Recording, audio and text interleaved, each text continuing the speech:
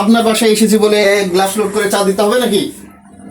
চা মানুষ গেস্টকে কি সম্মান করবে না নাকি? তাই বলে গ্লাস লোড করে আমরা কি খেত নাকি? এক গ্লাস চা খাবো আমরা?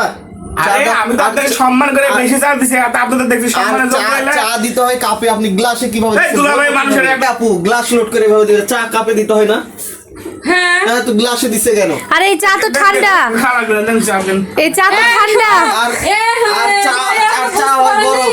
ভাই আপনি বুঝতে পারেননি, এটা আপনার মিস্টেক হয়ে গেছে। শুনেন, চা হয় গরম, এই ঠান্ডা চা কেন? ঠান্ডা মানে অপমান করছেন না নাকি? ভাইয়া ওই যে গরম বেশি খাইতে পারবে না, তো এটা আবার ফ্রিজে রাখলাম, রাখে মনে করো ঠান্ডা চা চা কোনোদিন ফ্রিজে রেখে দেয় আপনারাই বলুন তো? দেখো কইতকার কোন খ্যাত আইছে দিছি কোকা কোলার বলতি চা, গ্রামের খ্যাত কোথাকার? ভাইয়া খায় দেখেন তো এটা চা নাকি? আচ্ছা, কার খানা খায় দেখেন কি এটা দেখেন, দেখে তো মনে হচ্ছে চা। আরে খায় না গে মিয়া। তাই তো, এটা তো কোকা কোলা।